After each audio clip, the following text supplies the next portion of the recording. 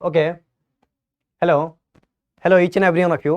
मेरा नाम दीपक कुमार है एंड वेलकम टू एग्जामपुर। आजकल आप लोग न्यूज़ में डेली देख रहे होंगे, इस साल की स्टार्टिंग से 2-3 जनवरी से जोशी मठ इशू, जोशी मठ या उसी को ज्योति मठ, दो नाम है उसका। ये इशू काफ़ी न्यूज़ में चल रहा है कि जोशी मठ धंस रहा है, जोशी मठ इज सिंकिंग, जोशी मठ नीचे जा रहा है, धंस रहा है, मतलब श्रिंक हो रहा है। अब आज हम इसका रीजन देखेंगे कि व्हाई जोशी मठ इज सिंकिंग, व्हाई जोशी मठ इज सिंकिंग, जोशी मठ अपने लेवल से नीचे क्यों जा रहा है, वो धंस क्यों रहा है। ठीक है, इसके दोनों रीजन है। हम आज देखेंगे कि इसका क्या मैनमेड रीजन है या नेचुरल रीजन है, इसकी प्राकृतिक रीजन है, कारण है, या जो हम इंसान इसके लिए रिस्पॉन्सिबल है। Will see each and everything, either it's natural कज और इट्स ए मैनमेड कज। पहला, आप देखो आजकल आप न्यूज में देख रहे होंगे, और जोशी मठ में जो भी लोग रहते हैं वहां पर चाहे रोड हो, चाहे बिल्डिंग हो, चाहे कुछ भी हो, वहां दरारें आ रही है। बिल्डिंग में ऐसा लग रहा है कि जैसे बिल्डिंग टूट के गिरने वाली है। बिल्डिंग में, रोड में, जहां जहां अभी कंस्ट्रक्शन हो रहा है या हो चुका है, वहां दरारें क्रिएट हो रही है, मतलब वहां गड्ढा क्रिएट हो रहा है। जोशी मठ अपने लेवल से नीचे जा रहा है, उसमें दरारें पैदा हो रही है हर जगह, और वहां के लोग डरे हुए हैं। वहां लगभग आज 20,000 लोग रहते हैं, मोर देन 20,000 लोग रहते हैं, 600 फैमिलीज है, और उनकी सबकी स्थिति खराब है, वो सब डरे हुए हैं। और वैज्ञानिक कहते हैं कि अभी तत्काल सबसे पहले वहां के लोगों को वहां से हटा देना चाहिए, क्योंकि फ्यूचर में बहुत बड़ा डिजास्टर, बहुत भयंकर वहां कोई घटना हो सकती है। अब देखेंगे, हम पहले देखेंगे जोशी मठ या ज्योति मठ, दोनों एक ही नाम है, जोशी मठ या ज्योति मठ, दोनों एक ही चीज है। ये है कहाँ? दूसरा, पहले इसका हम लोकेशन देखेंगे, दूसरा रीजन देखेंगे, क्या रीजन है। नेचुरल रीजन है तो कौन सा नेचुरल रीजन है, मैन मेड रीजन है तो कौन सा मैन मेड रीजन है। अगर इंसान रिस्पॉन्सिबल है इस घटना के लिए, तो इंसान क्यों रिस्पॉन्सिबल है और कैसे रिस्पॉन्सिबल है, पहली चीज। दूसरी चीज कि क्या ये नया है, क्या ये इसी साल हुआ है या 1-2 साल में हुआ है या बहुत पुराना है। ये ऐसा नहीं है कि जोशी मठ में जो हो रहा है, जो घरों में, रोड में दरारें पड़ रही है, वो नया है, 1-2 दिन में हुआ है या पिछले कुछ महीनों में हुआ है। जी नहीं, ये सालों साल, लगभग 40-50 साल से ज्यादा समय से हो रहा है। इसीलिए, और सबसे पहले 1976 में कमेटी बनाई गई थी, MC मिश्रा कमेटी, और उसी समय 1976 में उस कमेटी ने कह दिया था कि जोशी मठ में, ज्योति मठ में जो हम कंस्ट्रक्शन कर रहे हैं, जो भी हम नया चीज, नया बिल्डिंग बना रहे हैं, जो भी रोड बना रहे हैं, जो भी चीज कर रहे हैं, उसको रोक दो, उसको रोक दो, वहां के लिए ससेप्टेबल नहीं है, वहां के लिए सस्टेनेबल नहीं है। देखो, मैं ये नहीं कहता हूं कि डेवलपमेंट जरूरी नहीं है, डेवलपमेंट जरूरी है। Construction of road, construction of building, construction of dam, construction of each and everything is very very important, but should not at the cost of natural disaster. लेकिन उसके बदले में कोई बहुत बड़ा घटना नहीं होना चाहिए। मान लो हम लोगों की सुविधा के लिए, लोगों की जीवन आसान बनाने के लिए कोई डेवलपमेंट कर रहे हैं, और उस डेवलपमेंट से उस लोग वहां के आसपास के लोगों की जान चली गई, तो ऐसे डेवलपमेंट का कोई काम नहीं है। डेवलपमेंट होना चाहिए, डेवलपमेंट के खिलाफ कोई नहीं है, लेकिन डेवलपमेंट सस्टेनेबल डेवलपमेंट होना चाहिए, should not be at the cost of the life of the people. लोगों की जिंदगी से खिलवाड़ करके डेवलपमेंट नहीं होना चाहिए। तो पहले हम देखेंगे कि जोशी मठ, या उसी का नाम है ज्योति मठ। इसको मठ क्यों कहते हैं, आप बार बार सुन रहे होंगे, ज्योति मठ या जोशी मठ। जो शंकराचार्य थे, जिनको कहा जाता है कि हिंदू रिलीजन को उन्होंने रिवाइवल किया, वो 4 बड़े बड़े मठ बनाए, एक पूरब में, एक पश्चिम में, एक ईस्ट में, एक वेस्ट में, एक नॉर्थ में, एक साउथ में, एक उत्तराखंड में बनाए, एक द्वारका, आपने नाम सुना होगा, जो कि गुजरात में है, एक कर्नाटक में बनाए, एक उड़ीसा पुरी में बनाए। 4 उन्होंने बड़े बड़े मठ बनाए, और 4 जगह चारों वेदों को पढ़ने के लिए उन्होंने अपना ऑर्डर दिया, ताकि हिंदू रिलीजन को रिवाइव किया जा सके। खैर, ये अलग, ये पॉलिटिकल, ये एक अलग डिस्कशन हो जाएगा, हम उस पर नहीं चलेंगे। आज हम साइंटिफिक रीजन देखेंगे कि जोशी मठ अपने लेवल से नीचे क्यों जा रहा है, वो सिंक क्यों हो रहा है, धंस क्यों रहा है।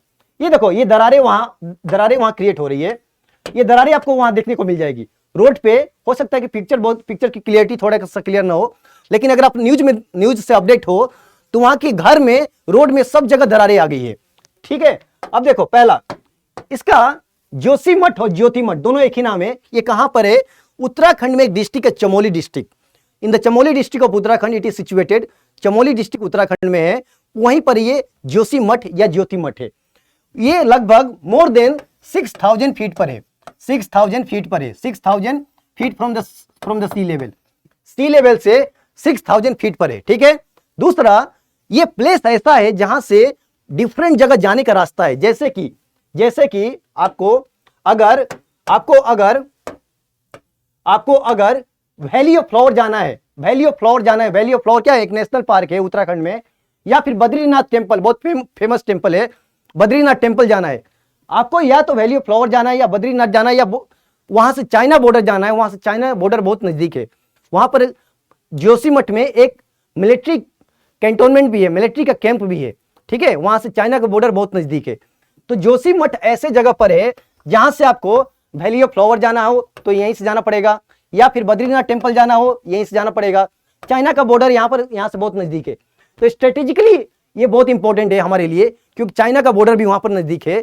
इसीलिए BRO, आपने नाम सुना होगा, BRO, border road construction of India. ये क्या है? वहां पर बहुत बड़ा रोड भी बना रहा है आर्मी के जल्दी से वहां पहुंचने के लिए। वहां रोड का भी कंस्ट्रक्शन हो रहा था बाय BRO। दूसरा, अब देखो एक चीज और, हमने लोकेशन देख लिया कि जोशीमठ कहां पर है। जोशीमठ है उत्तराखंड के चमोली डिस्ट्रिक्ट में, सी लेवल से 6000 फीट से भी ज्यादा उसकी ऊंचाई है। दूसरा चीज कि अगर आपको वैली ऑफ फ्लावर जाना है, या फिर बद्रीनाथ जाना है, या फिर चाइना का बॉर्डर पे जाना है, आपको वहीं से जाने का रास्ता है। इसीलिए वहां पर ट्रैफिक ज्यादा रहती है, वहां पर लोगों की जनसंख्या ज्यादा हो जा रही है। जबकि जब मिश्रा कमेटी बना था 1976 में, उसी समय मिश्रा कमेटी ने यह वार्न किया था कि यहां पर नए रोड, नए होटल, नए ब्रिज, ये सब बनाना बंद कर दो, नहीं तो फ्यूचर में बहुत बड़ा नेचुरल डिजास्टर हो सकता है। लेकिन आपको पता है कि हमारे देश में कोई भी कमेटी बनाई जाती है तो उसकी रिपोर्ट सिर्फ रिपोर्ट रह जाती है, उस पर कोई एग्जीक्यूशन यानी कि कोई भी बहुत बड़ा एक्शन नहीं लिया जाता है, ठीक है। दूसरा, अब देखो अगर आप मैप में देखोगे, ये उत्तराखंड का मैप है, हमारे देश का उत्तराखंड स्टेट उसका मैप है। ये है चमोली डिस्ट्रिक्ट, यहीं पर है आपका जोशीमठ। अब देखो ये पूरा चाइना है, चाइना भी वहां से बहुत नजदीक है। आपको बद्रीनाथ जाना है तो आपको बद्रीनाथ वहीं से जाना पड़ेगा, वैली ऑफ फ्लावर वहीं से जाना पड़ेगा। ये इसलिए स्ट्रेटेजिकली, रिलीजियसली, धार्मिक पॉइंट ऑफ व्यू से भी बहुत इंपॉर्टेंट है। क्यों? आपको मैं बताया कि शंकराचार्य ने 4 जगह 4 धाम क्रिएट किया था, ईस्ट, वेस्ट, नॉर्थ, साउथ में। तो धार्मिक लिहाज से भी बहुत इंपॉर्टेंट है, रिलीजियस पॉइंट ऑफ व्यू से भी बहुत इंपॉर्टेंट है, और दूसरा स्ट्रेटेजिकली, क्योंकि वहां से चाइना का बॉर्डर बहुत नजदीक है, स्ट्रेटेजिकली भी बहुत इंपॉर्टेंट है। दूसरा, लिसन, अब देखो उसका कारण क्या है, ऐसा क्यों है कि जोशीमठ यानी और ज्योतिमठ अपने लेवल से नीचे जा रहा है, ऐसा क्यों हो रहा है? देखो उसका दोनों रीजन है। जब उसका मैनमेड रीजन भी है, यानी कि हम ह्यूमन बींग्स भी रिस्पॉन्सिबल है, और दूसरा कि उसका नेचुरल कज भी है, नेचुरल रीजन भी है, प्राकृतिक कारण भी है। देखो एक्चुअली आपको पता होगा कि ये अपना प्यारा सा भारत है, और ये हिमालय है, ये हिमालय का रीजन है, यहीं पर उत्तराखंड है, और उसी में जोशीमठ है चमोली डिस्ट्रिक्ट में। ये टेक्टोनिकली अनस्टेबल रीजन है। टेक्टोनिकली अनस्टेबल रीजन ये है इसलिए क्योंकि आपको पता है, प्लेट टेक्टोनिक्स थ्योरी आपने पढ़ा होगा। प्लेट टेक्टोनिक्स थ्योरी के अनुसार हमारा जो इंडिया है वो एक समय इक्वेटर से नीचे था, इक्वेटर के ऊपर आया, और आज भी इंडियन प्लेट यूरेशियन प्लेट से कोलाइड हो रहा है। आज भी इंडियन प्लेट यूरेशियन प्लेट से कोलाइड हो रहा है, यानी कि इंडियन प्लेट इधर से जा रहा है, इंडियन प्लेट जा रहा है और यूरेशियन प्लेट से कोलाइड हो रहा है। मान लो ये यूरेशियन प्लेट है और ये इंडियन प्लेट है, इंडियन प्लेट इसके नीचे जा रहा है और इसको उठा रहा है, and that's why the height of Himalaya is still rising 5 to 10 centimetre each and every year. आपको जानकर आश्चर्यचकित आप हो जाओगे कि हर साल each and every year Himalaya का हाइट 5 से 10 सेंटीमीटर बढ़ रहा है, इवन आज भी बढ़ रहा है। क्यों? क्योंकि जो इंडियन प्लेट है वो यूरेशियन प्लेट के नीचे अभी भी उसका सबडक्शन हो रहा है, मतलब यूरेशियन प्लेट के यूरेशियन मतलब यूरोप और एशिया की जो प्लेट है उसके नीचे इसका सबडक्शन हो रहा है, और जब प्लेट को नीचे जाती है तो उसको ऊपर वाले प्लेट को उठा देगी, इसीलिए हिमालय की हाइट आज भी इंक्रीज हो रहा है। और जब कोई प्लेट टेक्टोनिकली अनस्टेबल होता है, यानी कि स्टेबल नहीं होता है, तो वहां अर्थक्वेक का कारण, यानी कि भूकंप, अर्थक्वेक के कारण बहुत ज्यादा अर्थक्वेक का चांसेस बढ़ जाता है। इसीलिए चमोली डिस्ट्रिक्ट उत्तराखंड में जो है वो जोन 5 में आता है।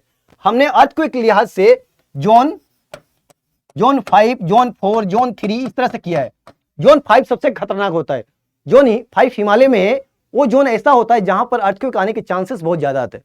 तो जो चमोली डिस्ट्रिक्ट है वो आपका अर्थक्वेक आने के वहां चांसेस बहुत ज्यादा है, क्योंकि वो जोन 5 में आता है। क्यों? क्योंकि वहां पर इंडियन प्लेट यूरेशियन प्लेट के अंदर सबडक्शन हो रहा है। तो नेचुरल कारण तो ये है एक कारण। दूसरा नेचुरल कारण ये है कि चमोली डिस्ट्रिक्ट में जो जोशीमठ है वहां का जो लैंड है, वहां की जो सोइल है वो बहुत बहुत वीक है। सोइल वहां की बहुत वीक है, सोइल बहुत कमजोर है। मोस्टली डेब्रिस है। डेब्रिस मतलब पहले वहां से ऊपर से हिमालय नदी आती थी, ऊपर से सोइल को लेकर आती थी, छोटे छोटे रॉक्स को लेकर आती थी और वहां इकट्ठा कर देती थी। तो वहां की सोइल जो है, मिट्टी जो है बहुत कमजोर है, बहुत लूज है। अब लोगों ने क्या किया, आपको पता है कि पिछले 50-60 ईयर्स में हमारे देश की पॉपुलेशन बहुत ज्यादा बढ़ी है, तो लोगों को रहने के लिए जगह चाहिए। जब पॉपुलेशन बढ़ेगा तो जगह चाहिए, तो लोगों ने ऐसे ऐसे जगह घर बना लिया है जहां पर नहीं बनाना चाहिए, जहां पर लैंडस्लाइड, एवलांचेज होने के रीजन और चांसेस बहुत ज्यादा बढ़ जाते हैं। ये सब किसकी गलती है? ये सब हम इंसान की गलती है। जहां पर पहले हमें घर नहीं बनाना चाहिए, होटल नहीं बनाना चाहिए, टूरिस्ट डेस्टिनेशन नहीं क्रिएट करना चाहिए, हमने जानबूझकर किया। और इवन ऐसा नहीं है कि पहली बार हो रहा है, और अगर फर्स्ट टाइम होता तो हम चलो मान लेते कि चलो हमारी गलती नहीं है।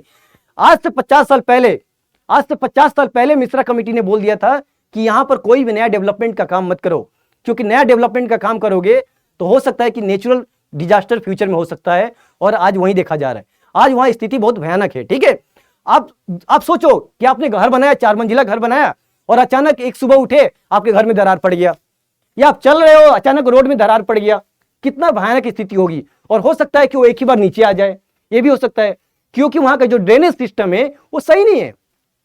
ऊपर से हिमालय से जो पानी आता है वो पानी नीचे में घुसता है और सोइल के नीचे नीचे जाता है, इसीलिए वो बहुत ज्यादा खतरनाक है लैंडस्लाइड के लिए।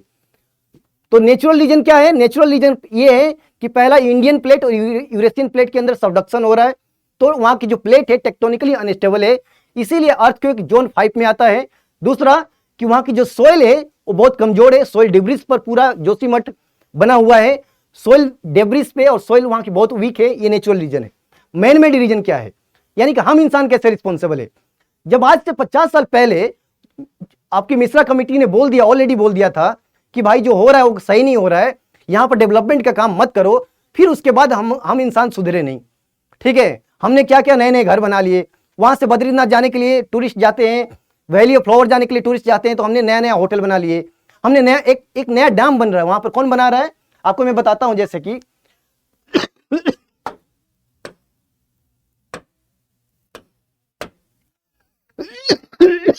वहां पर एक डैम की क्रिएशन हो रहा है, एक डैम की क्रिएशन हो रहा है, जो कि वहां के लोकल लोग पहले से वहां के जो लोकल लोग हैं वो पहले से उसका अपोज कर रहे हैं कि यहां डैम क्रिएट मत करो।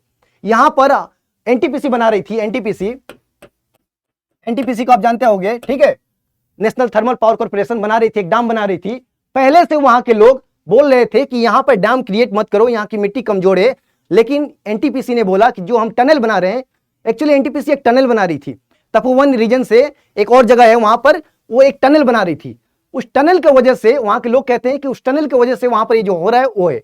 लेकिन एनटीपीसी कहती है कि नहीं, उस टनल के क्रिएट करने से नहीं हो रहा है, क्योंकि जो टनल बन रहा है वो बहुत दूर है और ये जो हो रहा है बहुत दूर है। ठीक है, एनटीपीसी का ये कहना है। लेकिन वहां के लोकल लोग हैं वो बोल रहे हैं कि नहीं, उस टनल जो एनटीपीसी क्रिएट कर रही है उसके कारण ये सारी चीजें हो रही है। पहली बात। दूसरी बात, ऐसा नहीं है कि वहां पर ये पहली बार हो रहा है।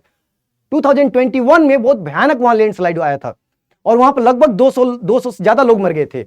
फिर भी हम इंसान हैं, वही कहते हैं ना कि हम सुधरेंगे नहीं, हम तो करेंगे। ठीक है, हमने उससे कोई सबक नहीं लिया और आज भी हम वहां डेवलपमेंट काम कर रहे हैं।